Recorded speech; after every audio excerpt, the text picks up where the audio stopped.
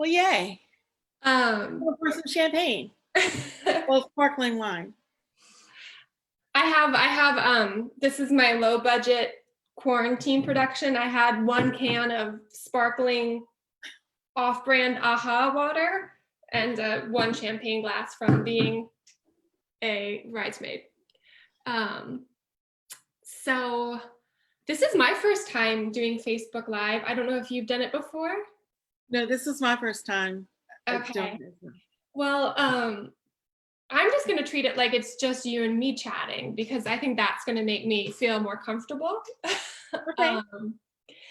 But as you know, we're doing this talk today because Traveling the River has been published for exactly 1 year. It was 1 year ago today that we were setting up at probably right about now. We had started setting up at Studio 23 for the launch party that evening. We had dropped some books off at local bookstores. And the Richmond Times-Dispatch also had poetry on the front page, which I think felt like a victory, not just for the book, but for the fact that poetry matters. And I thought maybe we would talk about that a little bit today, especially with our lives like having more uncertainty than usual and more trial than usual, that maybe we could talk about sort of the importance of poetry a little bit, but kind of work our way up there. I guess should we just start with some questions? I have some questions. I poured the sparkling wine. Oh, yeah, we can start with toast. The first one I want to say is just a big thank you to you, Valley Haggard, Life in 10 Minutes, for choosing my work to be the press's first book. Yeah. Well, for us, it was such a wonderful, it sort of felt so perfect because we were all fans of your writing, and a lot of your writing had I won't say a lot of it because you have decades worth of notebooks, but I mean, some of the pieces that are in Traveling the River had their genesis in Life in 10 Minutes workshops, right? Yes. Mm-hmm. And so it was really fun, and I feel like, kind of our tagline for Life in 10 Minutes Press, which comes out of sort of the mission statement or the spirit of the classes, is stories that are brave and true. And I feel like there's a lot of bravery and a lot of truth to your poems. They are very, many of them are very autobiographical and this, deep and personal stories and stories of growth. So congratulations on Traveling the River turning 1. Yes. Just to acknowledge behind the scenes too, like Tim McCready. Yeah. He was a great help, especially that night of the launch. Yeah. And Nadia and Rebecca, Lisa Mystery, who did the cover so beautifully. It's my favorite cover of any book ever. There's so many people who helped me get to this mile marker. Yeah. And I'm sure there'll be people that I'll forget to thank, but there are also the people who wasn't involved in the editing process, but have read these poems for me throughout their lives, like my friend Christy, my friend Christina, my friend Molly, Jennifer, so many people who read my poems and gave me feedback that also helped these poems along the way before they ever got into this. And my friend Mary Jo, I don't know how I can forget her, but Mary Jo, who I met at a Life in 10 Minutes workshop, who is now going to be a lifelong friend, had helped in shaping some of these poems.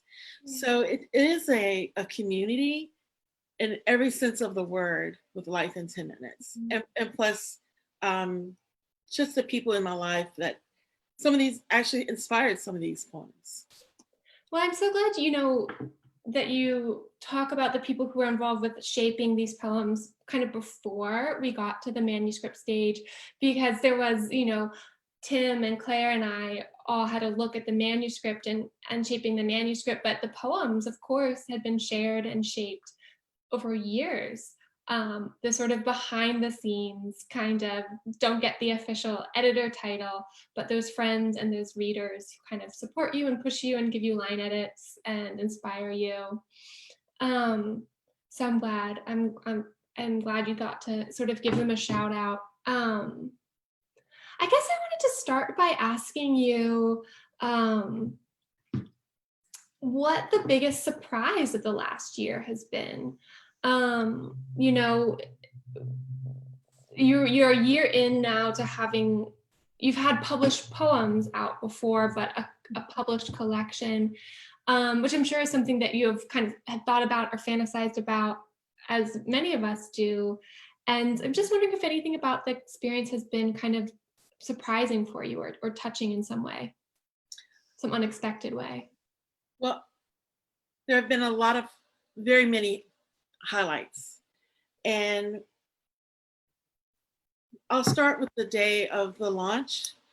I remember, first off, waking up that morning and someone sending me, I think it was a Facebook Messenger message saying, "Did you know you're on the cover of the Richmond Times-Dispatch above the fold?" And I was like, what?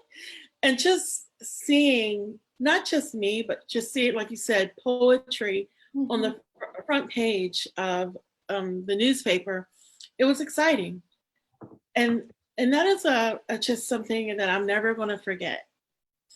And because of that article, it brought people to the launch party that I didn't know. And they came for poetry. They didn't necessarily come for me, but they came to celebrate poetry. And that is a feeling that I really don't know if I can put into words, when someone comes because they love poetry and they just want to share in the celebration of poetry.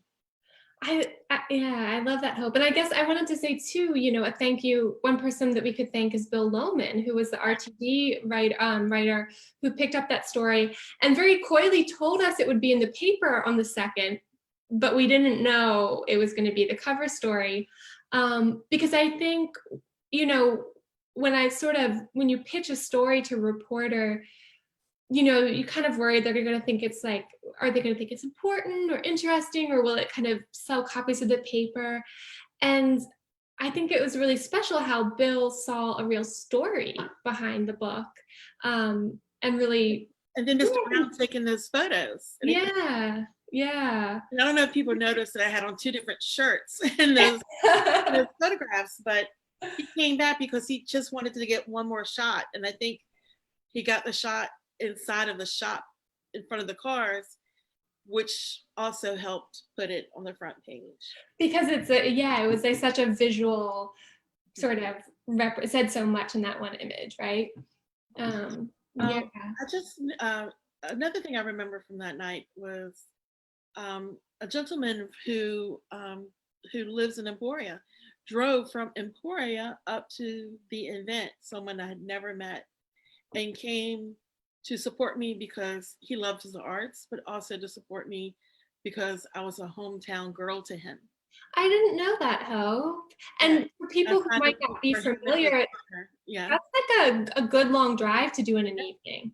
Yep, it is a long drive. It's about an hour and a half, depending on traffic. Each way. Yeah, I didn't know that. That's really special.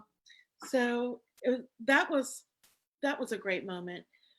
Some other highlights since the book was published are the young girls that have told me that they have been inspired by the book. One young lady sent me a handwritten note to where I work, to my work address, and wrote that she also writes poetry and how she now more than ever wants to continue write poetry, and how she liked that my poems were more about me than about abstract things. So I have that note and I read that note often. especially when I feel like I need a little encouragement. Mhm. And then I had a father bring his daughter to see me also at work. And same thing, she came up to me because they had purchased my book at a bookstore and it was an unsigned copy. And she um, wanted me to sign a copy of her book. And I think she's 13. And she shared with me that she was a poet as well and that she was happy um, to know a living poet. And that also that um, she found herself in my poems. Mhm. And there's also a young lady, a high school senior, who said she saw my YouTube video of reading the poem um, River Hymn, Mhm. and she decided to choose me as her for her poetry project, meeting a poet and discussing one poem. Mhm. And we had a really lovely discussion, and just knowing that and you don't try to make you don't want to ever get a big head or anything like that, but just knowing that you were able to inspire someone else is a feeling. It's it makes all the times when I felt like I couldn't write poetry or no one would understand my poetry, or I felt like some of my critiques were undeserved and I just didn't know how to some of my bad critiques were undeserved and I didn't know how to reach them otherwise or try to change their minds, or the times that I've mailed in poems and they were rejected. Yeah. Knowing that you were able to build this bridge and connect someone to poetry, makes you forget all those other things. Yeah. One of my favorite things that one of my favorite quotes I have from you, I think it came from an interview that we did on WRIR. Um, and it was that poetry is a bridge that kind of invites you to cross it. I'm paraphrasing it, that wasn't exactly it, but I think especially I remember at the launch night there was, I think, a young boy who bought one of your posters, maybe 10 or 11, who was the son of someone who works at the garage with you. Was that correct? And his father hadn't known that he was moved by poetry until they came to the event to support you. And I think, I've noticed this because I teach young people, and young people really are moved by poetry. There seems to be something kind of really innate that draws young people to poetry. And then I think many of us kind of lose that, and we could speculate on the reasons for that. Does it have to do with poetry's image or how it's taught, or the particular works that are taught? But I think if you're a young person who likes poetry, you don't necessarily have a lot of living role models that are accessible or in your life. Um, and so I can imagine that, especially hearing from young people, that it sort of feels like perhaps it's going to help them continue on their own journey. Yes, Yeah. I agree with that. When I was growing up in rural Southside Virginia, there weren't any poets at all that I knew of in that community. There may have been, I just didn't know them, and I didn't have access to them. But I did have access to the library and the bookmobile. Mhm. And the volunteers on the bookmobile introduced me to poets. And of course, in 1 or 2 years of English class, we did a 6 week study in poetry. And usually those studies were on poems that, of course, now rereading them at this age and experience in my life, I can appreciate them. But at that very young age, they just seemed too antiquated, too weighted, and they seemed so far away that you couldn't connect with them. Mhm. So, reading some of the recommendations that the bookmobile drivers gave me, and then just kind of happening upon some poetry on my own in the library, just introduced me that there was more out there, and that you could find yourself in the works of other people. I love that, Hope. Hope, how would you feel about answering some questions that were sent in? I'm going to check in a minute to see if there are some more that have come in since we've started. But Dorothy Rice asked a question, which I was really glad that she asked this. Because it's sort of a practical question. So it's okay if you need to think about it for a minute, or we can come back to it. But she was saying in her own poetry writing, she struggles a bit with punctuation, knowing kind of how to use punctuation. I'm going to elaborate a little bit because I feel like for myself, line breaks, right? I think sometimes the simple mechanics of how you break a line or where you put your punctuation can kind of hold us back, some of us back from poetry, like feeling like we don't know how to sing that song, or don't want to like sort of mess it up. So I'm wondering, I know you teach poetry as well.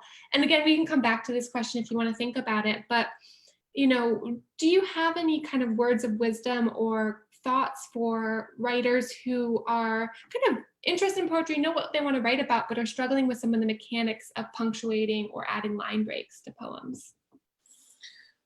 Okay. Well, I see line breaks and punctuations as breaths in poems. And when you're writing the poem,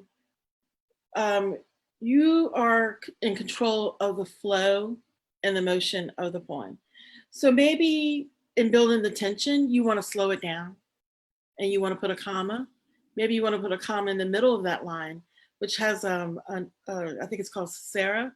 And that means you're just taking a breath. You want the reader to pause because you're getting ready to hit them with something bigger. So you're preparing them. And I think that's the same way with line breaks. Like I have a poem about Ernest Hemingway, which has no line breaks. And it's because I'm building tension to the last line of the poem where I want it to kind of hit the reader. I don't want them to slow down. I want it to like come fast and hard because the ending of the poem comes fast and hard because in real life, what happened in Ernest Hemingway's life, it came fast and hard. And then I have a poem, Virginia in January. And that poem has no punctuation. And it also has line breaks. And the reason why that poem it might have a comma or two, but I wanted to read like a Japanese poem, not necessarily like haiku, but I wanted it to be sparse and I wanted it to be very present. I wanted when the reader to read that poem, I want them to feel like this is a moment that is happening to them right now.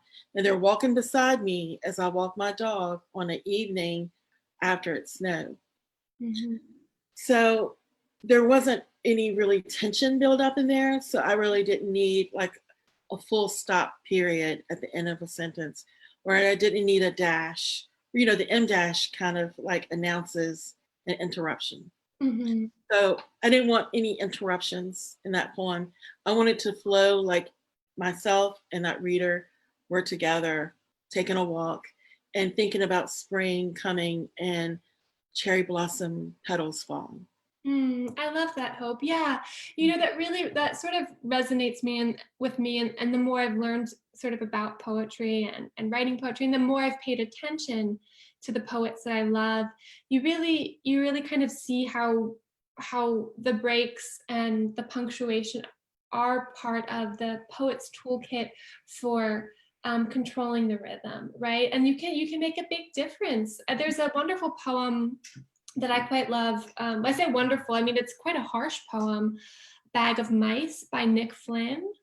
And it's sort of like your Ernest Hemingway poem in that it rushes to this end, and the ending is very stark. And I noticed in that poem, he actually uses ampersands instead of the word and it even that subtle shift from an and to an ampersand, it doesn't change the meaning, right? It's still and, but it reads just a fraction of a second quicker to the reader. So it kind of keeps the foot on the gas pedal so to speak, which I think is what you're talking about.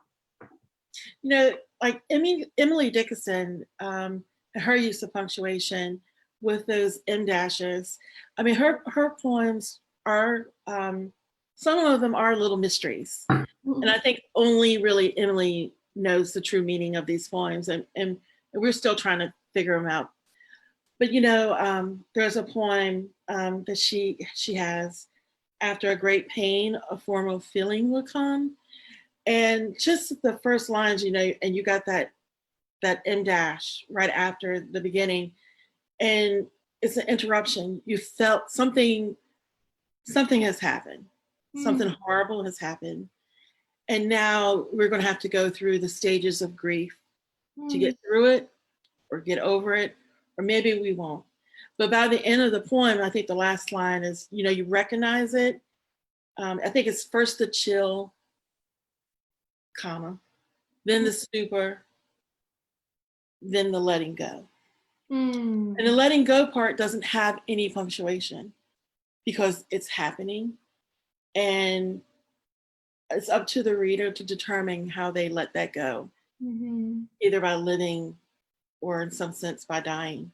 So yeah, punctuation can be tricky because you're hoping that the reader will slow down when you want them to slow down, or speed up when you want them to speed up. But you shouldn't be afraid to use punctuation. And the best way to know if you're using the punctuation in your poem correctly, or the line breaks, is just by reading it aloud more than one time. And if it flows, if it works, and if you don't stumble upon yourself, then you know that you've got it. You're using it the right way. And just remember that, you know, those line breaks are for pauses. Sometimes too, if you've written a verse or a stanza that has that you want to make an impact, you'll need your reader to catch their breath before you move on to the next stanza too. Right. You know, we do that in fiction writing as well, with sort of blank space on the page. Have you ever found yourself, this is a question that just came to me, have you ever found yourself over the course of maybe reading your poems out loud, whether informally or you've been invited to read somewhere, and that they've changed because you've kind of read it out loud and you think, oh, I might need a period there or a break there or move this line? Do you find at a certain point it just is what it is, it's found its form and you're done messing with it? I think you never stop revising. And then, you know, once it's there and in this form, you have to let it go. And I have a couple of poems I've been working on since this book's publication that I can't leave alone. I still go back and I'm tinkering with. And it just happens. I think there's a few poets out there that have written poems that come out perfect the first time. And I've read that this has happened, and I believe it happens, because I have one poem that I wrote that I think all the poetry teacher I had at the time and I did was just add a comma, and it just worked. But I've had poems that have taken years. I've had poems that have taken years to shape. The title poem. Yeah. The title poem, it just came out. And it was in one sitting. I typed it, turned it in, read it, and then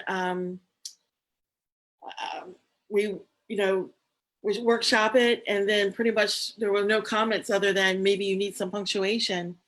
And that was the first poem I had published locally in the Richmond magazine. Yeah, it placed in a poetry contest.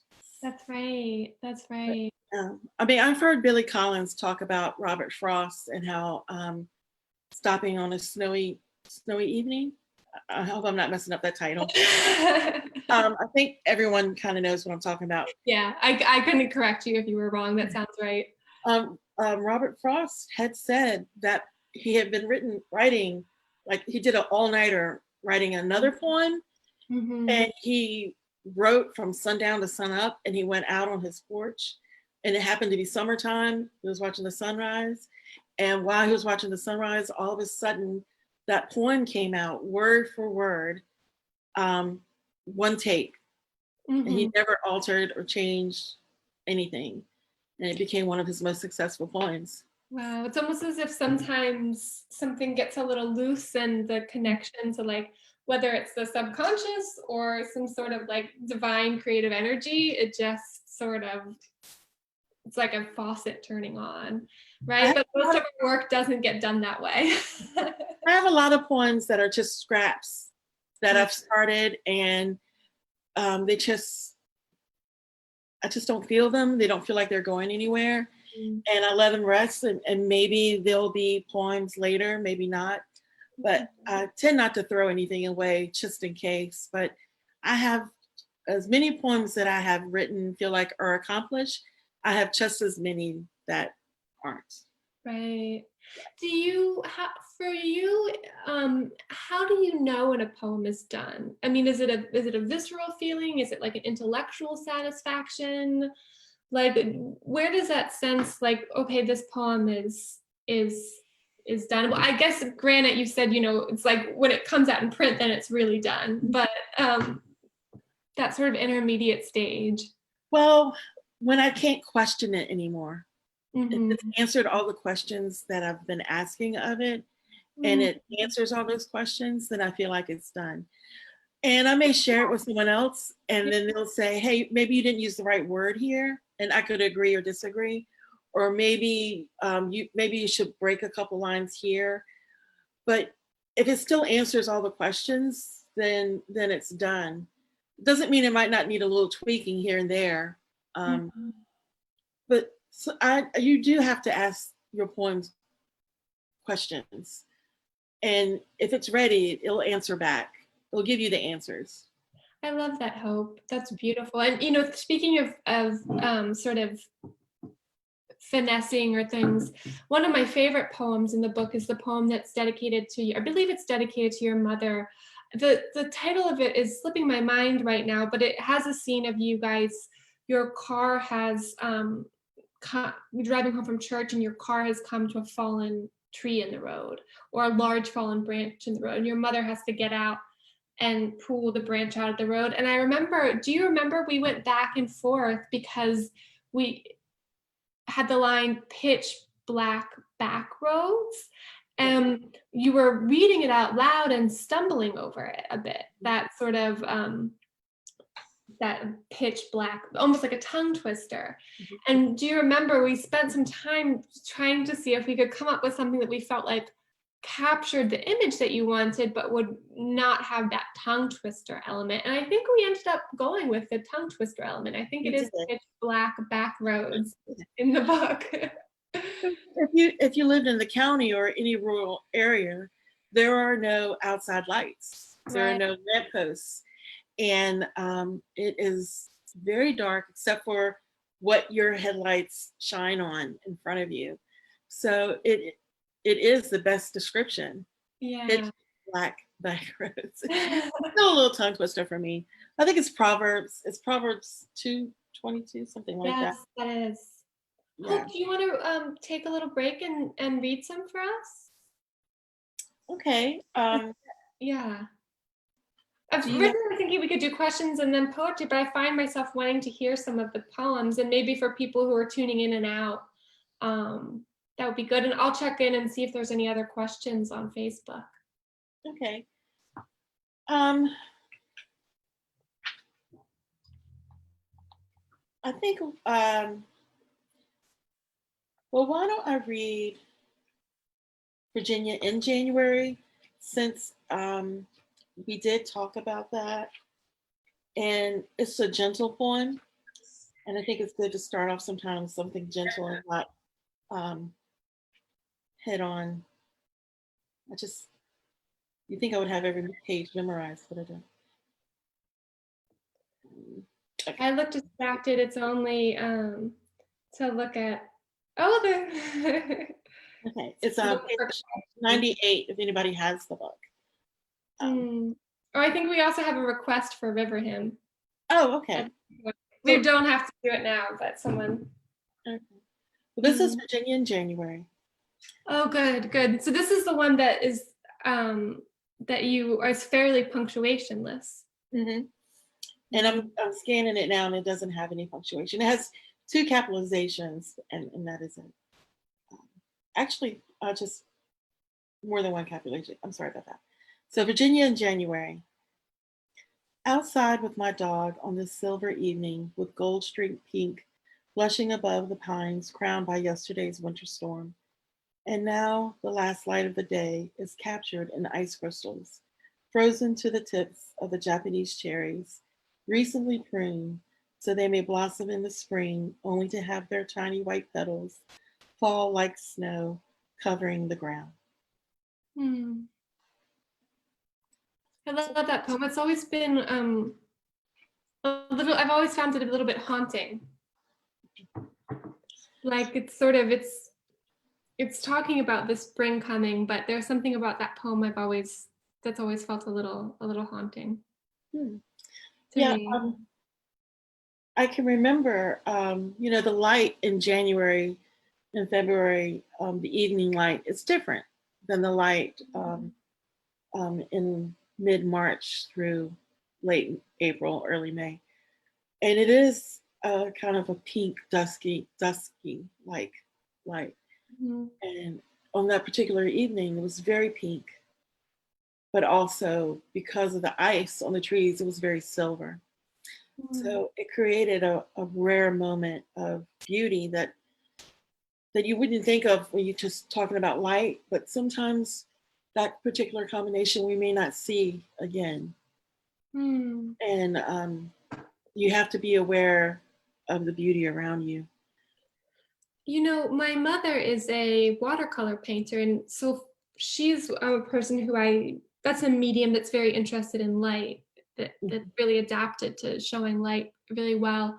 And it strikes me that one thing that that sort of strong light or shadow can do in a painting is it can make a scene that's ordinary look just a little bit different. And I wonder if there isn't a little bit of a sort of metaphor connection there, a parallel with poetry, where the poet choosing the right words and the right rhythm can make sort of an ordinary scene that we might not think to notice, Mhm. Yeah. something that we suddenly notice because it's not relayed to us in exactly the way that we're used to hearing it, and therefore don't pay attention to. It's language that is kind of forces you to pay attention. Mhm. And that's what some poems are. They make the ordinary extraordinary. Mm-hmm. And that's how we build those bridges because our ordinaries aren't that different. And there's beauty to be seen. Mm-hmm. Mm-hmm. I love that, Hope. Um, Did somebody wanted me to read River Hymn? yeah, I do. I think we had a shout out that River Hymn was one of someone's favorites, so it would be nice to hear that poem again. Okay. River Hymn. The river never forgets it's a river. Watch the green water as it flows to the sound. It doesn't stop to ask, what do you deserve? It just laps the banks and sings to you a song of remembrance when you were a young girl, searching for minnows in the shallow and hoping to reel in a brim or a perch, better yet, a catfish, or even better, a trout. You're careful to avoid hanging up your line on the overhead snags and underwater stumps, careful not to fall as you jump across the slick black rocks. The river never forgets it's a river. It doesn't stop to ask if today you'll swim or if today you'll drown. Hope, do you remember how that poem first came to you? Did it come to you in an image, in a line? It uses the river doesn't forget or never forgets it's a river as repetition, I noticed. Do you remember Well, the this genesis? poem was originally a part of a larger poem, Mm-hmm. and in the poem, it didn't work. Mm-hmm. Um, it was kind of demanding to be its own poem because in the four-part poem, all parts are kind of equal, and they're not competing with each other. And I felt like this poem was competing with those. and it needed to stand on its own. And it came together because we grew up near a river, the Nottoway River, in my hometown. And we spent a lot of time on it, fishing, um, canoeing. My mom would pack a picnic lunch, and we would sit on the riverbank and we would eat. And never was afraid of the river, even though there were things in the river that are scary, like snakes and Mm. eels, snapping turtles, stumps that you can either get hung up on with your, you can hurt your foot or anything like that. But there was also so much beauty in the river, and it could be very serene. And it was just when I was thinking about um, when I sit down to write that poem, I was thinking about my dad um, saying, "Be careful, be mindful of the river," and I felt like it was his way of saying, "Enjoy the river, but you still have to respect it." And a lot of people use um, the metaphor of a river as a journey of life, Mm-hmm. and it doesn't stop. It doesn't stop for anybody, and it doesn't ask you permission to slow down or to speed up. And you just have to take the river as it is on every day, no matter which river it is. And some days it's full of life, and some days it's full of hazards. I mean, full of beauty, full of hazards. And you have to be prepared how you journey on the river that particular day. You, the minute you stop respecting it is when um, maybe something will happen. It strikes me just hearing you say that, which I love the way you articulated that. It strikes me that it's a bit of a I'm not sure the word, maybe a metaphor, but it's applicable to right now, right? Mhm.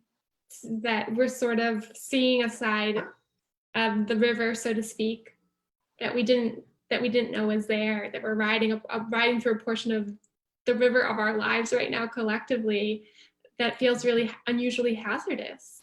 Um, one question I had to ask you was, in the past, you've done a daily poetry study where you read one poem a day and you sort of read it. I think I'm getting this right, but correct me if I'm not. You usually read it in the morning and then you revisit it throughout the day. And as part of your morning reading, you also often share it on social media. And I know that in 2020, you were going to take a break from that project in terms of posting publicly because you wanted to do some other things with that time. But I've noticed since we've all been in self-isolation that you've been sharing poems again. I'm wondering, I think that I haven't asked you, but I'm thinking that's not a coincidence. Well, what I did this time is, April is National Poetry Month, Right. and unfortunately, sometimes that's the only time people who don't read poetry or aren't familiar with it, that's the only time they ever respond or have any interest in poetry is in April. But you kind of want people to be interested in poetry all the time. Mm-hmm. But this month in particular, I decided to share poems again, and some of them have been poems I had shared in the past. Mm-hmm. But I really didn't know what I was going to read until I got up in the morning and either looked up something specific or something reminded me of something. The only poem that I planned was a series of haiku by Shan Palmer on April 17th, which is National Haiku Day. Mm-hmm. So this time I decided to read them aloud, and because I miss human connection, Mm-hmm. face-to-face connection, and I didn't know if hearing my voice would mean anything to anybody. I hope so, Mm-hmm. but sometimes hearing a voice that we hadn't heard in a while, um, it might be a voice that maybe I've touched somebody I haven't spoken with in person 20 years ago, or it could be someone I've just spoken to last week. Mhm. I just wanted it to be a little bit more human. And I don't think I mean, I may share a poem here or there. Um, but for 2020, I really wanted to take the poetry study that I do in the morning and make it more personal to me. I'm studying 3 female poets, and I'm doing it to honor them, but I'm doing it to educate myself. Mhm. And I just found that I wanted to work on the feminine part of my poetry. So Mm. that's why I'm reading these 3 particular female poets. Can I ask which 3 poets? I'm guessing Emily Dickinson is one. She is one, Mary Oliver is the other, Mhm. and the last one is our current poet laureate, Joy Harjo. Oh, yeah. I've been rereading Joy Harjo's Praise the Rain Hmm. a lot recently. It's actually like specifically to what we're sort of going through right now. That poem in particular has had resonance to me. And I love what you say about reading them and out loud and offering sort of the voiced poem as a kind of connection in absence of physical touch. And it strikes me that I've never realized I've done this before, but I definitely have a habit of emailing poems to people, just kind of um, every once in a while out of the blue, like, hey, I read this, I thought it might connect with you in some way. And I never thought of that before, but there's some, I haven't necessarily done that with like a short story or a novel excerpt. Um, there seems to be something about poetry that when it kind of really touches deep, I at least have an instinct to pass it on. Yeah. And often in my case to a specific person who I think it might also touch. You never know in someone's what's going on in their internal, Mm. away from you, in their privacy of their own home. You never know, and this might sound like a big word, but you never know who might be drowning. Mm. And when people struggle and make their way back to shore, Mhm. usually what brings them out of darkness or comforts them are the arts. And Mm. it could be, what do they return to? It's something that's already comforted them before. Like it could be a poem, or they could reread a book. Mm. It could be a particular album that has always made them feel better. It could be looking at an art, and then unbeknownst to you, you send them something, and all of a sudden this relates to what they're feeling. So you've given them another lifeline to add to when they start having those dark moments again, and they can pull on that to get back to a good place.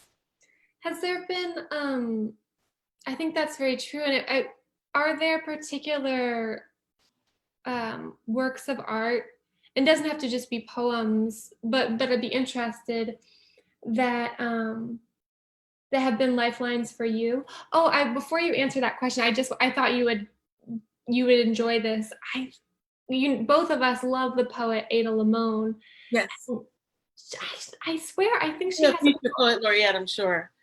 She's gonna, yeah. I'm sure she will be. She's gonna be. I saw that she got a Guggenheim Yeah. grant this year, and then she also I thought it was wonderful. She posted that on Twitter that she had gotten it, and then she posted behind it for anyone who needs to hear this. This was my 13th year Mm-hmm. applying. She'd been rejected for 12 years, and she finally got it this year. But I believe there's a quote that's something along the lines of poems being like an invitation to get on the life raft with someone else. They were all kind of out here on our life rafts. And in fact, one of her earliest collections, maybe her first collection, Lucky Wreck, has 2 life rafts. I believe it was art by her mom, Stacy Limon, on the cover. But so I just wanted to share that with you and share it with whoever is listening. What are some life rafts for you? There are books that I reread, Mm-hmm. and Sometimes I reread them to be inspired, and sometimes I reread them because they do feel like a safety blanket or a security blanket. Um, so I reread um, The English Patient by Michael Ondaatje. I think I've read that maybe 10 times from the first time I read it in the 90s. And it is my favorite book. I mean, I have a lot of favorites, but that book in particular, the prose in it is amazing. It's poetic, it's lyrical, it's haunting. There are images that I can see right now Mhm, that, and every time I read it, it becomes richer. mhm, And the movie, I don't mind the movie either, you know, because some movies based on the book aren't that great, but I'm okay with this movie because it mhm, was it was filmed beautifully. The mhm, scenery and everything's been beautiful. Also, I reread A Movable Piece by Ernest Hemingway. I read that often. mhm, There's also beautiful breaths in that book, and mhm, it reminds me that all writers struggle. mhm, And then when they get it right, they get it right. mhm. But sometimes you have to get it wrong to get it right, and it's okay to get it wrong. And Yeah. that's where that book takes me. Mhm. Um, it seems like I'm doing all these men in a row, but there are female because I also read Pablo Neruda's um, the 20 love songs, Mm, 20 love poems and a song of despair. mhm, I read that book often, mhm, and that book reminds me that love is never wrong, mm, no matter who, where, when, what. It's never wrong. mm, One of the beautiful lines in that is from the Tonight I Can Write the Saddest Lines. mhm, Love is so short, forgetting is so long. mhm, When I read that as a teenager, it was, I understood it. And, reading literature as a young person, a lot of it goes over your head, because the teachers are really telling you what you're supposed to think. You're not mhm, thinking for yourself. But mhm, I remember reading that line and understanding what it meant because I had already had crushes that had fallen mhm, apart. mhm. And that time frame was short, but I'm still aching every night for that. But, that's the poets. I think the poets feel the reason I think, even though I'm a prose writer, the reason I think the poets are kind of the rock star of the literary community is they have that ability to have these really supercharged lines Yeah. that just do something to us. Mhm. So I wanted to I'm going to check back in Facebook in a couple of minutes. But I had some other questions that I've written down for you. Okay. And one of them, well, I want to get to maybe like some things you've picked up along the way in terms of like marketing or just sharing your work, because I think that could be really useful for folks to hear, like what have you learned in this year. But before we get there, I wanted to ask, um, for someone who's approaching poetry maybe for the first time, in terms of maybe picking up a volume of poetry, or maybe even being interested in sort of writing some lines. I think poetry can feel intimidating. It can feel like there's a rule book that is being like withheld from you, that if you had, you would know how to read poetry and write poetry, but if you don't have it, you kind of don't have it.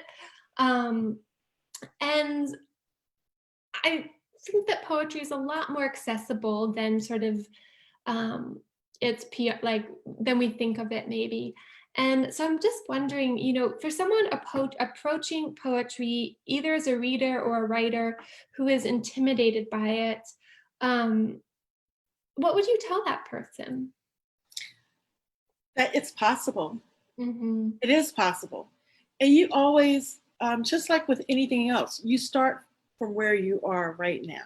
Mm-hmm. And if all you're able to do is make a list of concrete nouns, make a list of concrete nouns first. And then from there, maybe the next day you start writing about abstract words or sights and sounds and colors, and just keep making lists. And then once you feel like you've written all the words that you feel like are important to you or have some type of significance in your life some way or another, Mhm. then maybe you can put a few lines together. And that's just a very basic, easy exercise just to get started. Or maybe you've had this collection of lines in your head that's just been nagging you. Write it down. Because, like any art, you respect the rules of poetry, respect the rules, respect where people who have written poems have came from, but it also know it's okay to break the rules. Mhm. It's okay that you don't get it right the first. It's okay that you don't know whether this needs a line break or not. Just get the poem down, and Mhm. then the rest will come. It will Mhm. come, and you'll know, when it's ready to share.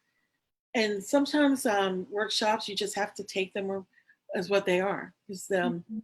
there are a lot of damaged writers out there, Mhm. and they're trying to resolve their own issues. So hopefully you found the right group. About the the Yeah. negative workshop Yeah. experience can definitely happen. And I love the idea of just sort of getting it down. And I think, one of the really frustrating things about writing is it does seem like our progress can be really incremental in terms of improving. I tell this to my students. It's something I actually learned from my mother, who teaches art, teaches painting, is that your ability to sort of critique your own work tends to be about a step ahead.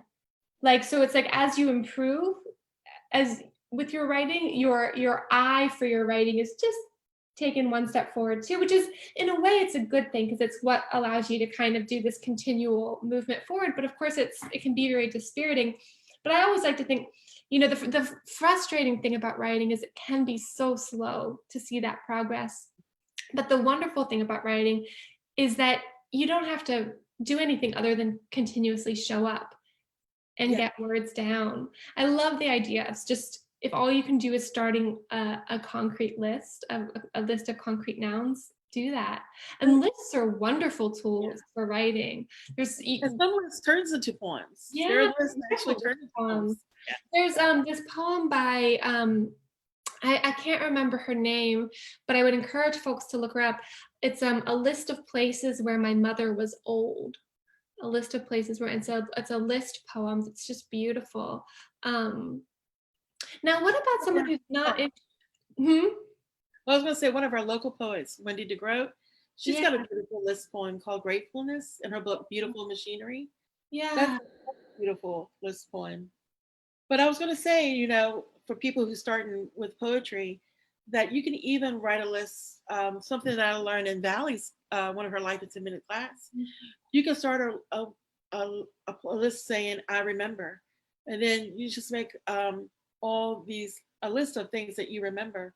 And maybe that list itself becomes a poem, but there could be two things in that poem that you could put together and compare or contrast and actually build a poem. Mhm. And so lists are great, especially for writing poetry. Mm. And you have an I remember list in Traveling the River. It's part two or part three of the It's part two. part Part two of your river poem. Um, Hope, would you read some more for us? Yeah. Has anybody else requested I'm anything? gonna check in and see what's happening on Facebook. Um,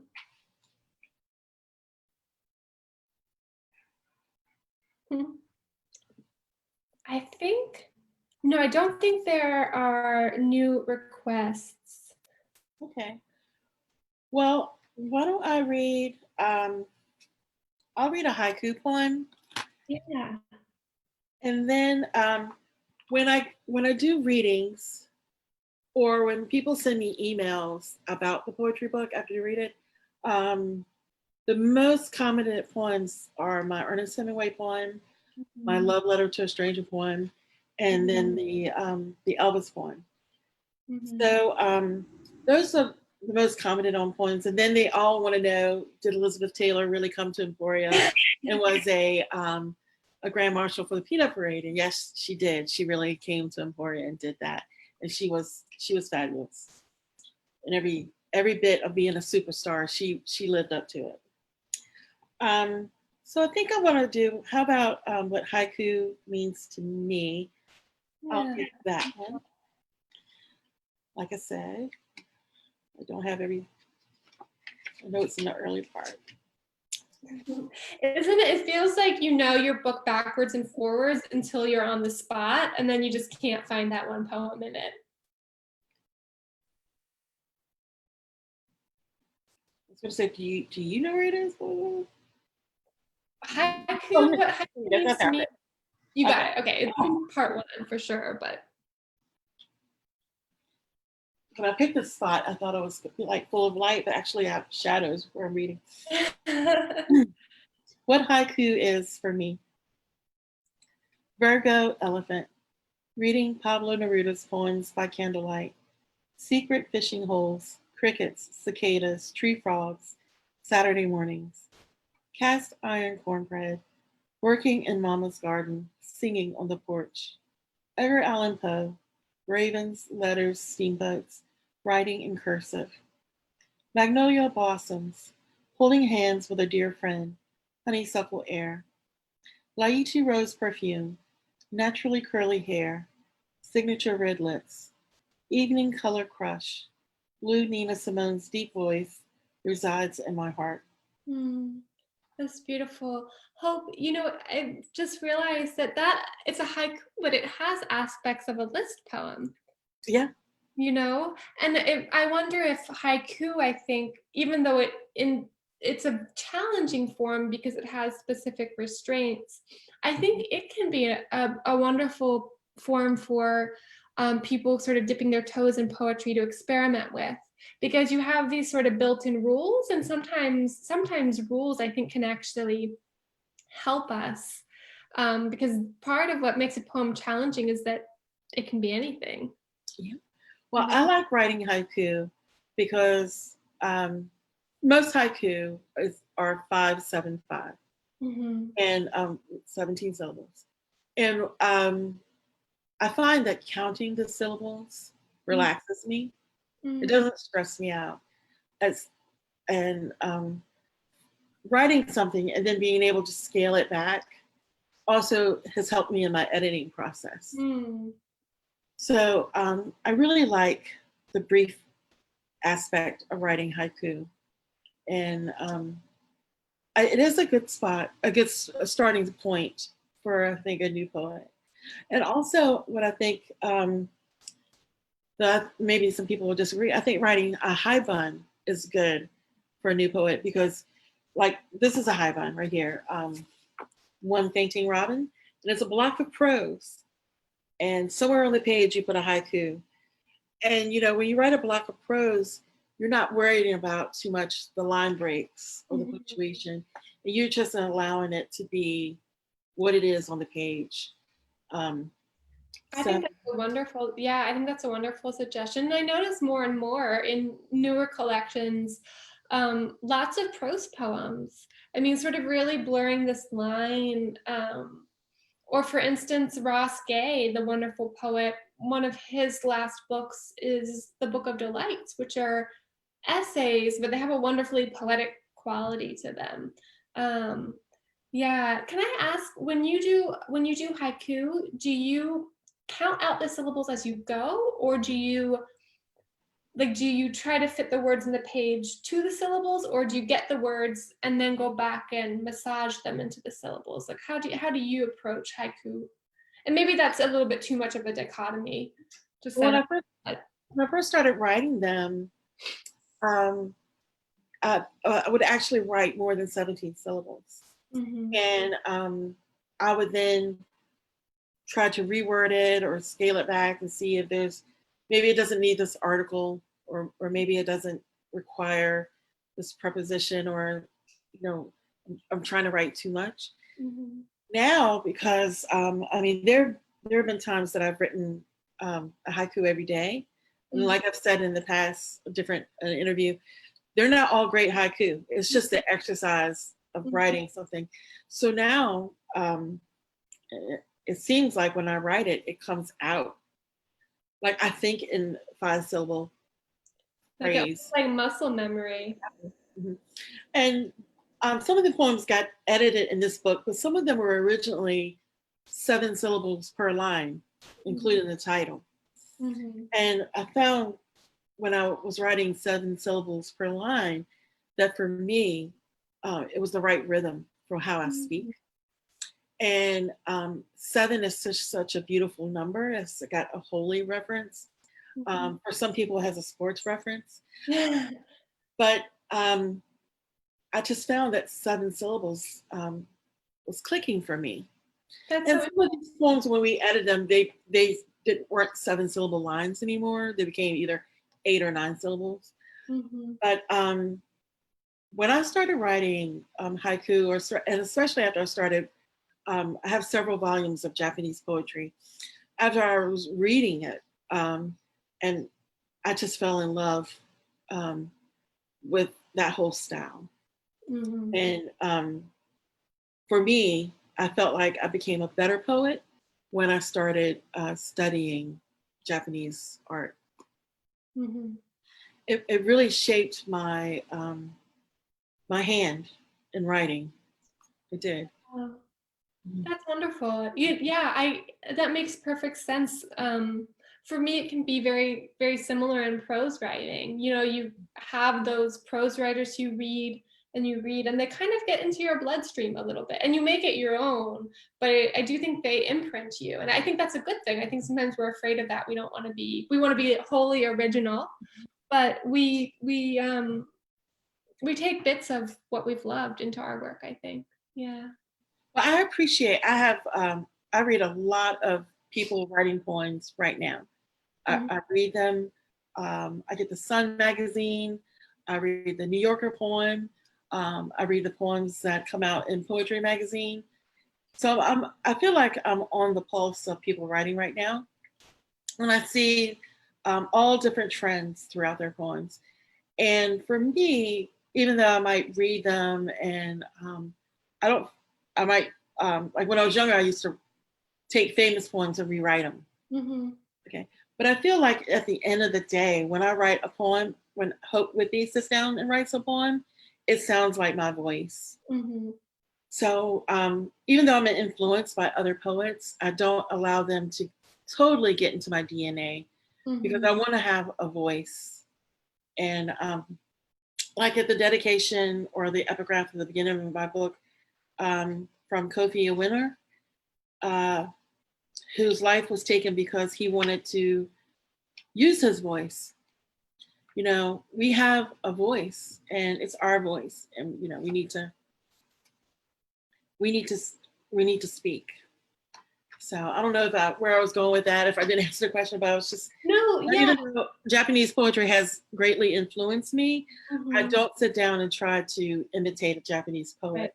I still try to use the voice of a girl who was born in rural Virginia and went into the military and then, you know, lived a life after that, working hard, working as a waitress, working in an auto shop. Um, Mhm. the same um, celebrations and heartaches that most of us have. I still want it to be that writer, Mhm. not necessarily imitate a Japanese poet. Sure. Sure. Would you read us another one?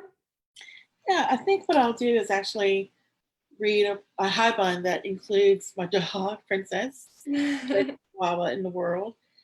And so let me set this haibun up a little bit. When I wrote this haibun, I had got news that a dear friend was struggling with an illness that we don't know whether or not there's a cure for. Um, Also, I had heard on my way into work on NPR, and it was on the front pages of many newspapers about children being separated from their mothers and their families at the border, and some of them actually being detained in what looked like dog kennels. So, and then on that particular day, I tried to rescue a living thing, and I couldn't do it. Mm. So that just set that up a little bit, and then I'll talk a little bit more about it when I'm done. But it's titled actually "One Fainting Robin." Saddling the boundary line between the auto shop and the neighboring strip mall is a grove of green dotted with yellow.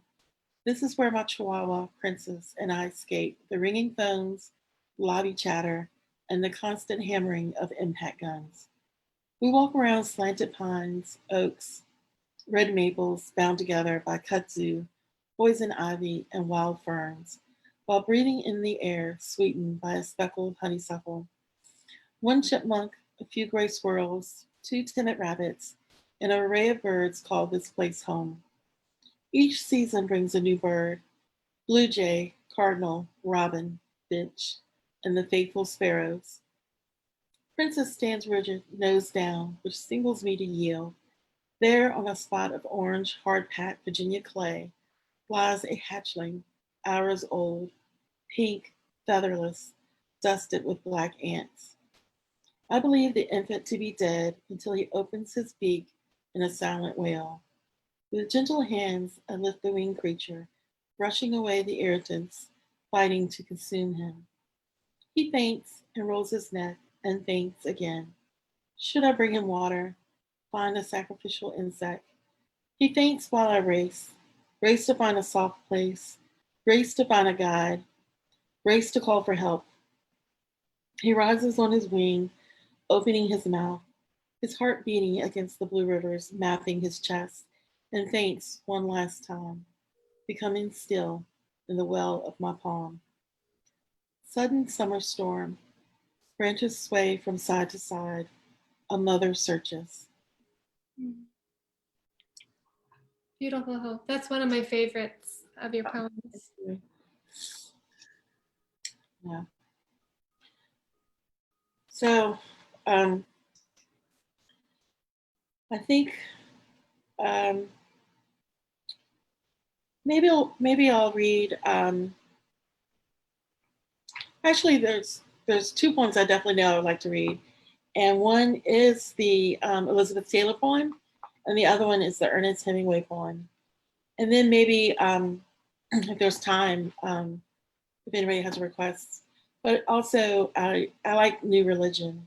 Yeah, if anyone has a request, I guess we could just say, if we put it in the comments, if you see me peeking down at my phone at any point, that's just to kind of try to keep up with any comments. If someone has a request or question, be happy to take questions. So this poem originated in a writing workshop with Darren Morris, who is a poet and a great poet. And at the Visual Art Center, I took a workshop with him. So this original poem was nothing like this. It was very, very sparse, but then it grew into this. And I met a wonderful person there that's still a friend today, Marcia, which is another reason why I love workshops. You meet beautiful, wonderful people. Mm-hmm. Richard Burton's secret name for Elizabeth Taylor was Ocean, because violet blue eyes invited him to dive into paradise. But it wasn't Richard that Elizabeth was. I'm sorry, we'll start again. Because violet blue eyes invited him to dive into paradise. But it wasn't Richard that Elizabeth was perched next to that September afternoon as one of the grand marshals of the Peanut Parade. It was Senator John Warner on the campaign trail. For hours, the townspeople lined Main Street, waiting for a glimpse of Maggie, the cat on a hot tin roof. Poor Richard, a bejeweled fish, broke the sea surface, luring him to swim against the tide. The air smelled of turned earth, peanut sprays in every storefront. My 7-year-old heart fluttered in my chest. Closer came the sirens. The crowd crushed the street. I peeked around hips, stood on my toes before stamping my foot in protest. Then suddenly I was airborne, sitting high upon my dad's shoulders. There she was, right in front of me, draped in turquoise, leaning back in a white Cadillac. Someone whistled, someone shouted, "Now that's a star." A toss of black hair, a smile bigger than her face, her headband, Cleopatra's crown. Oh, Richard, was it so easy for you to forget all that you had left behind on the shore? Elizabeth looked at me with those purple eyes, placed her red nails to her lips, and blew a kiss. Hello, darling. The convertible lurched forward, and then she was gone. My dad's callous hand rubbed my bare leg. That was something, wasn't it? My fingers, sticky with cotton candy, touched his forehead, urging him to follow her down the street. Richard Burton named his paramour Ocean, for whirlpools pulled him down. He gasped for air while his lungs filled with salt water. A few years ago, some people who were archiving Elizabeth Taylor's papers found a box of letters they had no idea they existed, and which was why they found them late. And they were letters that she had written to Richard Burton, and he had written her, where he called her Ocean, and she called him Diver. So that's another inspiration for the poem. Hope, if you don't mind me interrupting, I think that that poem has a really interesting story in terms of how you kind of constructed it. You wrote a very spare poem first and filled it in, and that it might be interesting just to talk about that a little bit, since we have kind of touched on putting poetry together. Yeah. This poem has a poem that's in italics. That's the original poem. And when I wrote that, I was asked, what was special about what I was saying. And I just said, I think it's special that they had these code names that really people didn't know about. And the question that was asked to me was, well, is that really interesting? Does that touch any stones for you? Would it be a touchstone for anyone else? And I thought about it a lot. And I was like, well, I'm not sure. And they're like, well, what do you want to say? I said, well, I said, the reason why I'm interested, because she was the Grand Marshal at my hometown parade. And the workshop was Barrymore. She was like, well, that's your poem, was, she was the Grand Marshal. Why don't you try to marry these two poems together? So you had written it first as their sort of love story between Richard Burton and Elizabeth Taylor, and then you were sort of pushed to say, what's this personal story? What does it matter to you, Hope Whitby? And it comes out that actually it had been a big highlight growing up in Emporia, a really small town, but she was on the campaign trail. So she came down there and you got to see her. I mean, it's not like New York City or even like Virginia Beach or Richmond. I mean, Emporia was a very small place for her to come to. Well, at one point, the parades there were legendary. Like there were astronaut grandma. There were pretty big names that led the parade, and like most small towns, things die down, get smaller, traditions get lost. So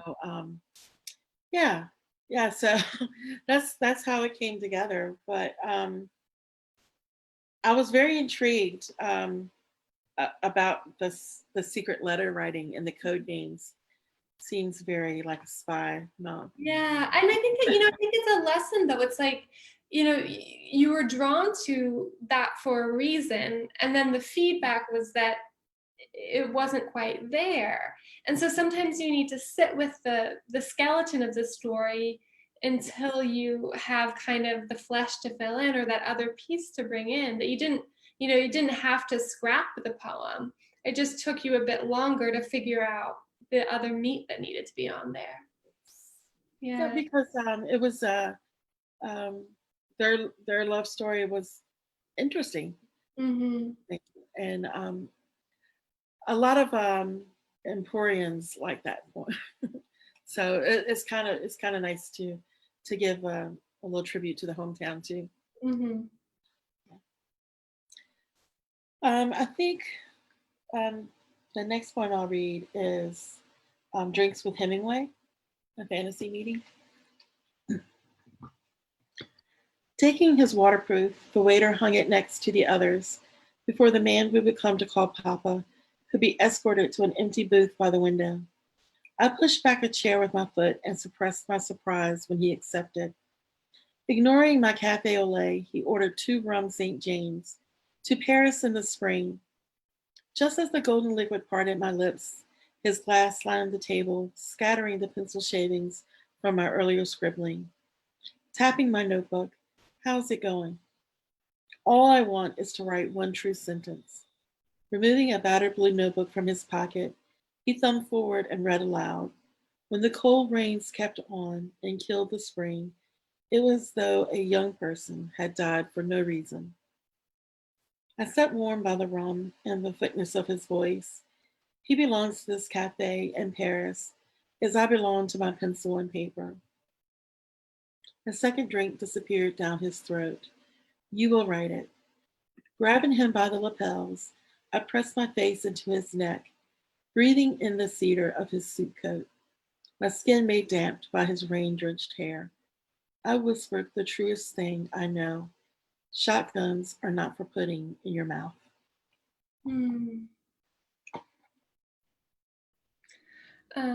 That's one of the first poems of yours that I read. I don't know if you remember this, but I think you remember this part. We were in a class at Life in 10 Minutes together, and I heard you read that day, I think, a short piece that if it didn't become part of your poem on Elvis Presley, it was about a similar incident.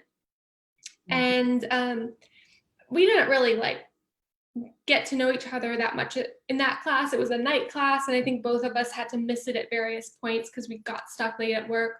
But it was around Christmas time, and you gave everyone in the class gift certificates for free oil changes at the garage where you work. And so I took advantage, and I came in and got my free oil change. And that's actually, I think, when we really started having more of a friendship. You gave me some poems to read that day. Yeah. And one of them was that. And it was one of the first times where I really felt like, oh, Hope is going to have a book one day. And for people who are just tuning in, I think might not have heard your earlier story about how you constructed that poem about Ernest Hemingway it has without any white space, so it's all just continuous. And that was a deliberate decision to really hold the reader without significant pause through that whole long poem to that really crushing final line, which I hadn't heard you explain that before, but it makes perfect sense. So thank you. Oh, thank you. Well, I'm glad you thought early on in our relationship that we. I didn't know that I would be the editor. I didn't see that far into the future, but I saw you with a book, and so I'm grateful for Life in 10 Minutes bringing us together.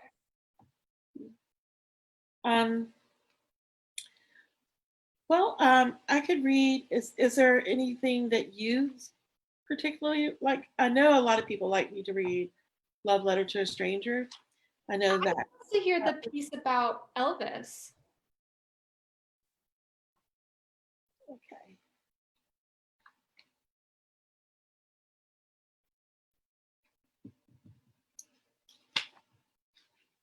Let's see.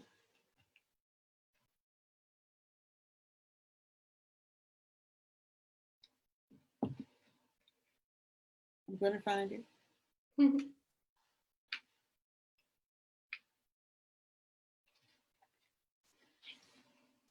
Late one August evening.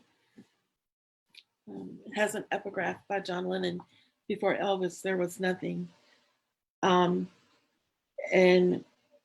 before, I should have added a little bit more to that quote.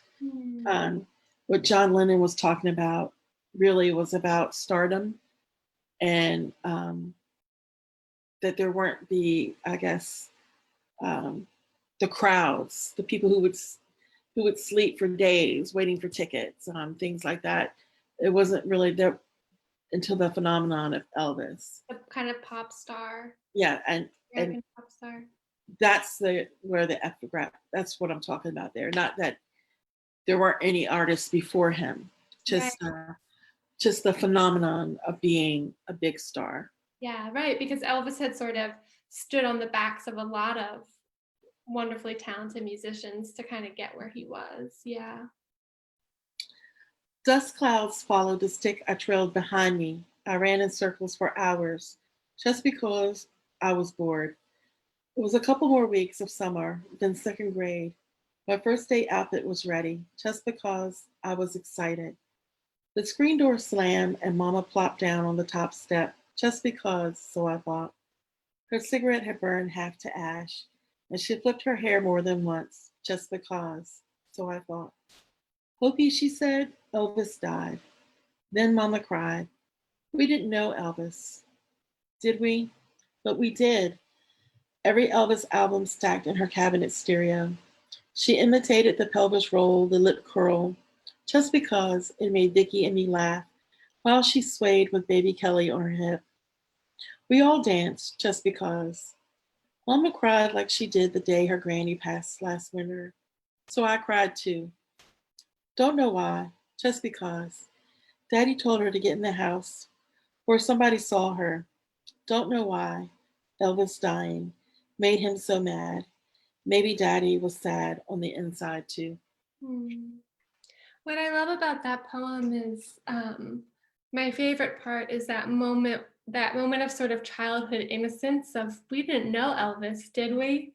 The sort of child who sees this kind of profound grief and assumes we must have been a really personal relation to elicit that. And I guess that's what you were talking about with the quote that certainly Elvis was not the first person to do the kind of music that he did, but I think he has a cultural memory for certain families of being kind of one of the first pop stars who really infiltrated their houses. And so I love that we didn't know Elvis, did we?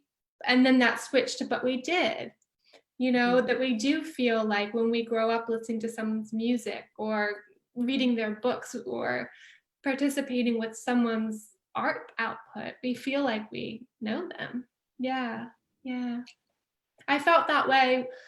What was it, last year or the year before when we lost Mary Oliver?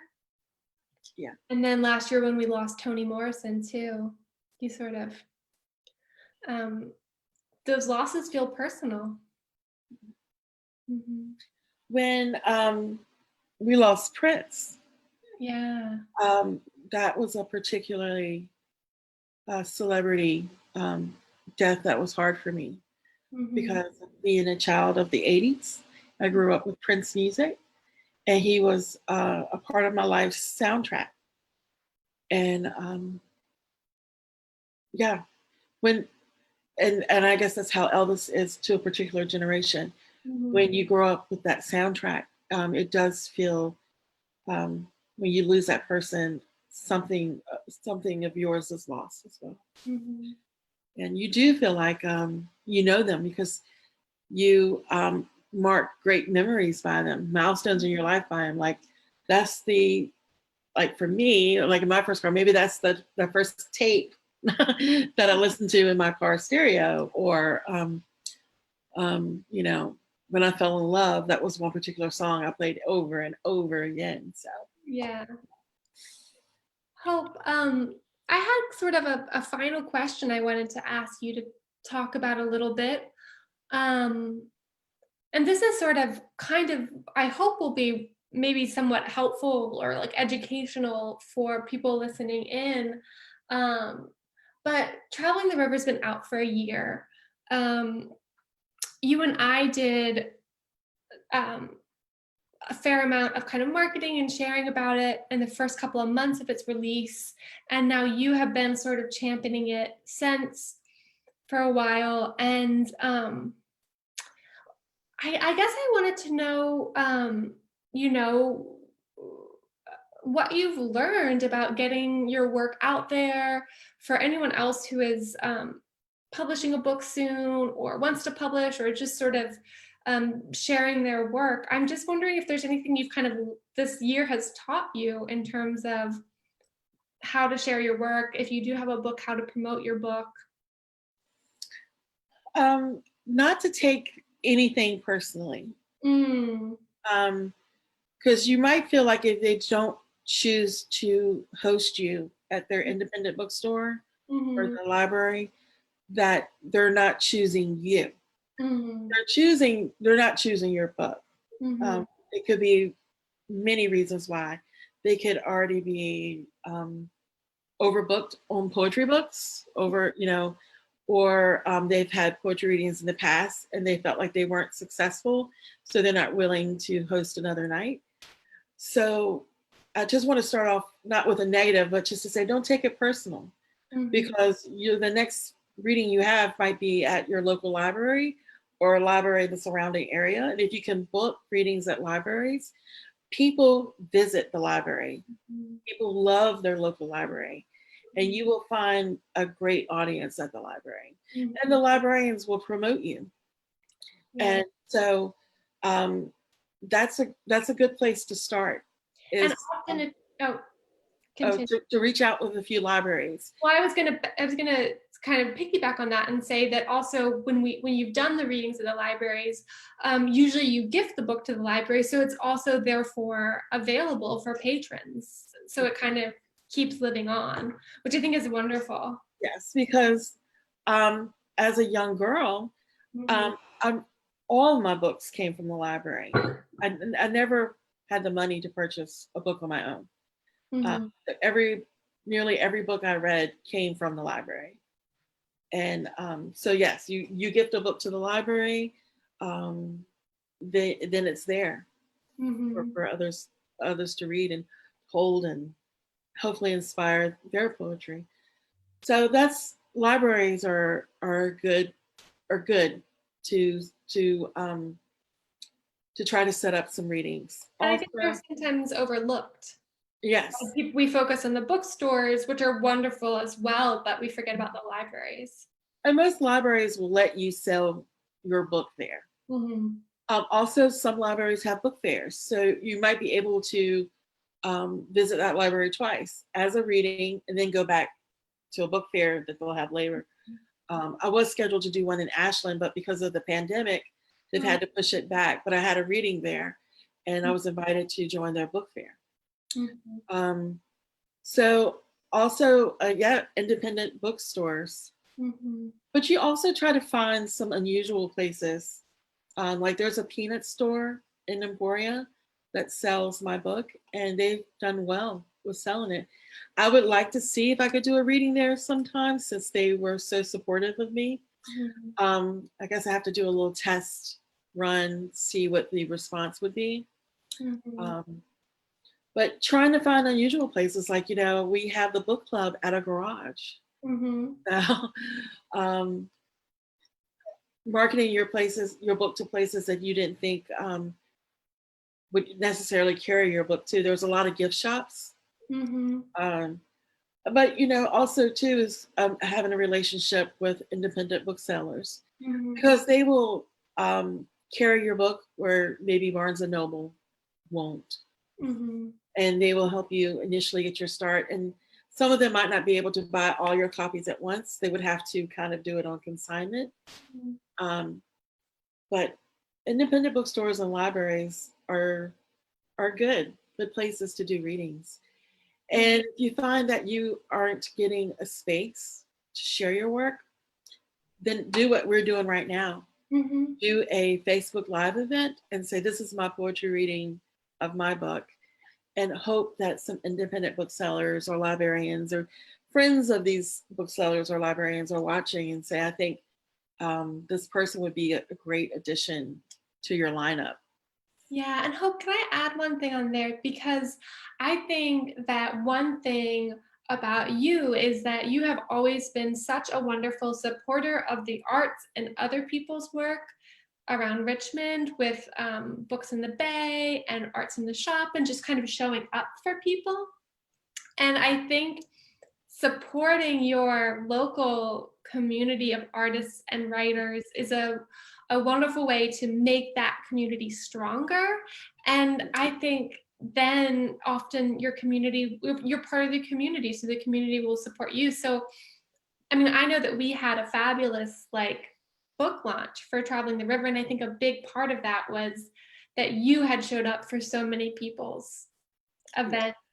And so I guess what I'm saying is these personal relationships with like other writers in the community and with librarians and with the smaller bookshop that might only be able to, get 3 copies of your book or only do your book on consignment, like those really matter and those shouldn't be overlooked. Like those are really sort of the lifeblood of our reading communities and are great places to kind of find champions for your work. And I'm always a fan first. I am Mhm. a fan of poetry and literature.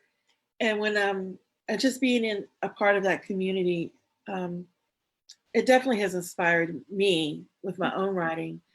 But when I just enter um, as a fan and not as a writer, Mhm. um, it just it inspires me even more. I feel like I make a deeper connection because I'm truly there to support that person because I believe in their work and I want other people to believe in it too.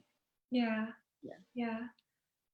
Do you have, I'm gonna check back in and see if we have any final requests or final questions. And I don't know if you wanna, um, how you're feeling, if you wanna answer some more questions or if you wanna read some more poems. Well, there's a poem that I'll read called New Religion. I like this poem. Or, you know what? I can read a poem that's not in the book too, Oh that I'm yeah. getting some good response to.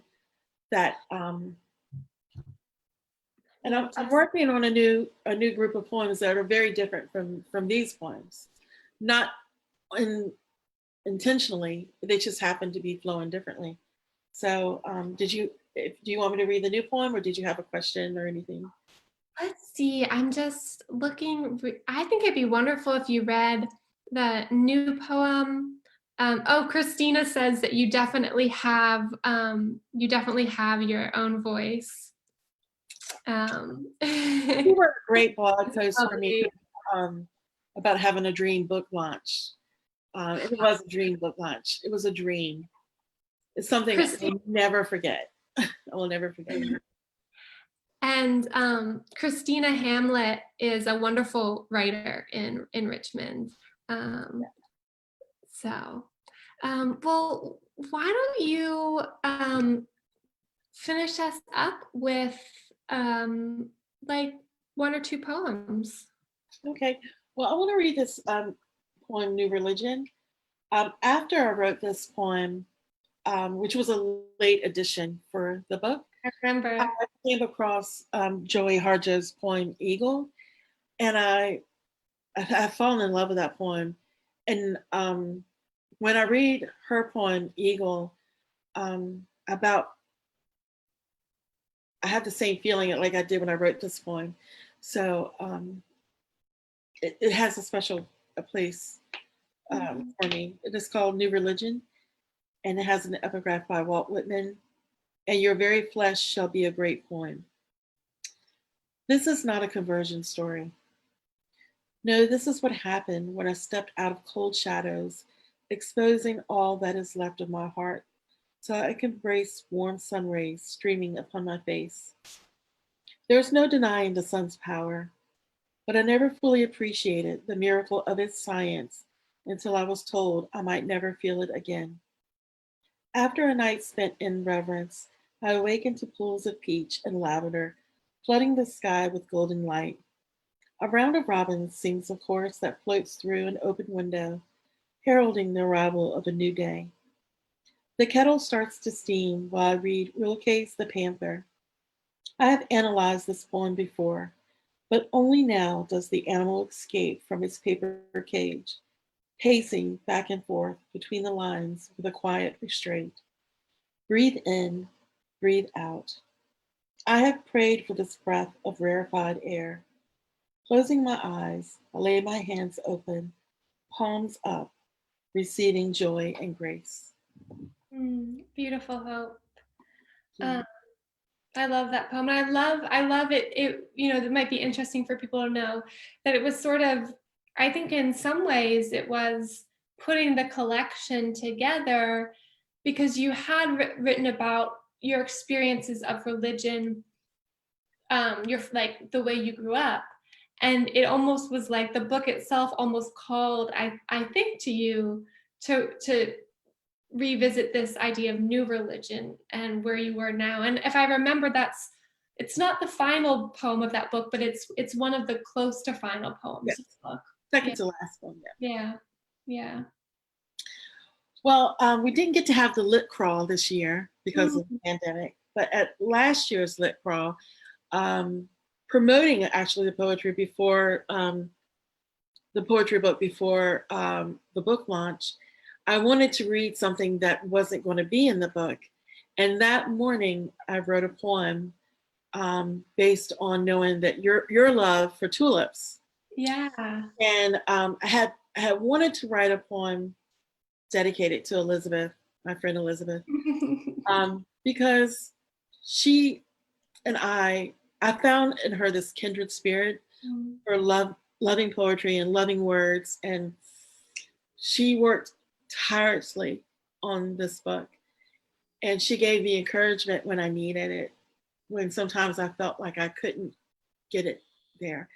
I'm going to get a little emotional, but um, so I had really wanted to write you a poem, and um, and I knew of your love of tulips, especially the Ottoman tulip, which Yes. they call the I have one. There's a convenient way to like spin the computer around. I'm looking at a plate over my stove right now. and That's most of awesome. these tulips are they called blaze? No, flaming tulips. The Flaming, flaming tulip. Yeah. and the tulips are most often painted on china plates. Mhm. Um, and for some reason, these tulips, because of how they're created, they're not naturally created that way. They've been altered, and then they they're really beautiful. Then they flame out, right? So I was like, oh well, how am I going to write about that? Because that's not inspiring or hopeful. But I really know that she likes the Ottoman tulip.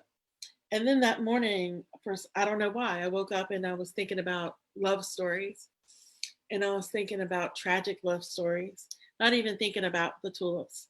And I was thinking, so many poems have been written about Romeo and Juliet. And for some reason, I was thinking a lot about Shakespeare. And I was like, well, maybe I can write a poem about these characters. And then I thought about tragic love story, like an American tragic love story. And immediately, like this, I thought about the Brokeback Mountain love story Mhm. between Jack and Ennis. And I sat there and I was like, wait a minute, I think I'm going to tie this in with the tulips. So it's it's not a poem at all about Elizabeth, but I just wanted to know that she is, because of her love for that particular tulip, inspired. And this poem would not have come about if it not had been about knowing this, that she likes these tulips. So right now the title is Jack, I Swear. I think it's going to stay that way. And I think that this poem is where it is, unless anybody has any suggestions. But it's titled Jack, I Swear. It's a savage twist how these wildflowers, century old, now cultivated to behave, have their turban folded petals feather into daggers of flames. The tendrils of their blooms blaze upwards into wispy skies and spreads rampantly across glazed blue and white china plates. What creates them, this passion, is what kills them. Ennis Delmar came in from the cold, falling into the warmth of another man's body, designed like his own, strong and yearning. And what he came to understand while being held in Jack's embrace is this is living. As long as they stayed on the mountain, away from the world, living was loving. But cowboys are born to roam. Ennis and Jack returned to fantasy, leaving behind their reality, which became reduced to brief reunions arranged by coded postcards. The open range becomes small when love is confined to secrets, and when secrets were revealed, Jack's light was extinguished by hands of hate, determined to destroy flowers that bloom different from their own. Let me tell you about this tragic love story's last gasp of sacred beauty. Layering his shirt over Jack's, Innes placed them on the same hanger. As he wept into the woven flannel threads, Innes spoke aloud, Jack, I swear, you're no broken tulip. Mm. There's that. Beautiful, Hope. Beautiful. I love how sort of one image came to you and you kind of had to sit with it, right? The other image came that turned it into the poem. Well, do you have any final words before we do a final toast? Anything you wanted to share or? Well, where I would like to go with Yeah. Traveling the River is before the pandemic, I really wanted to record an audio version of the book. I've, it's been requested, and I think it would be nice to record an audio version. I also would like to meet a young film student or maybe somebody in the film industry because I would like to make a short film version of some of the poems in the book. Um, so that's where my hopes lie right now with the book. And of course, once we are able to gather together again safely, maybe do some more readings because I do enjoy reading my poems. I enjoy meeting people who enjoy poems, but I really enjoy meeting people. Oh, sorry. That's It's perfect, princess. I really enjoy people who aren't familiar with poetry, but then say, "Oh, I didn't know poetry was this accessible." Mhm. They feel that poetry is not accessible for some reason or another, and then coming to a reading and finding out, hey, this is relatable. Mhm.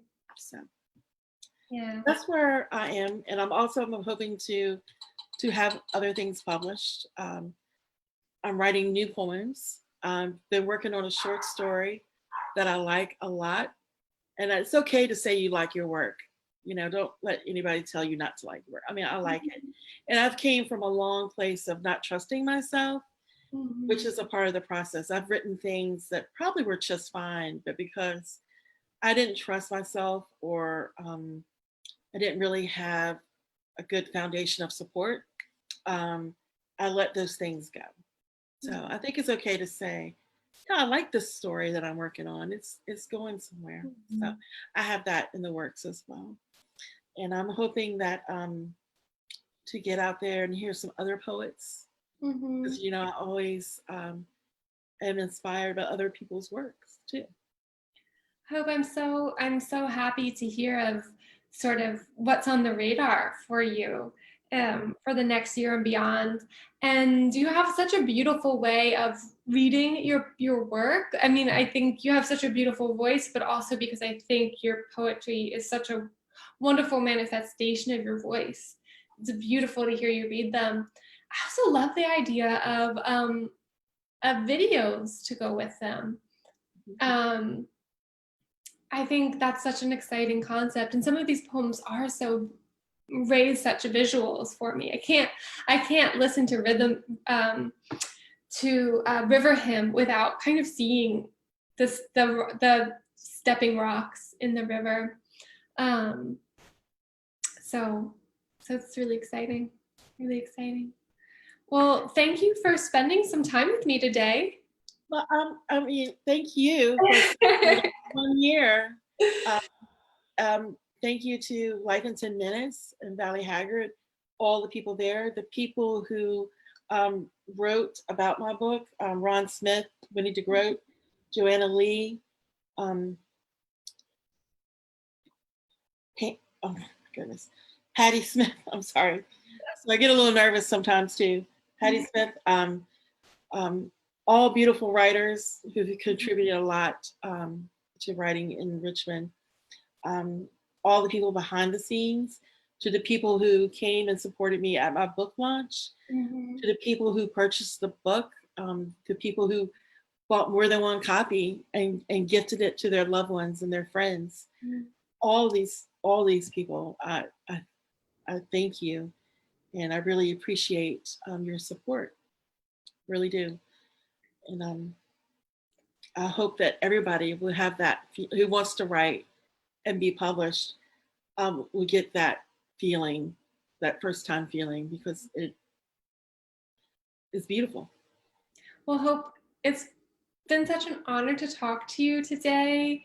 It was such an honor to work on Traveling the River and to publish it. And it continues to be an honor to have published it. And I'm so grateful for your voice. I'm so grateful for you taking time to talk to me, to us today.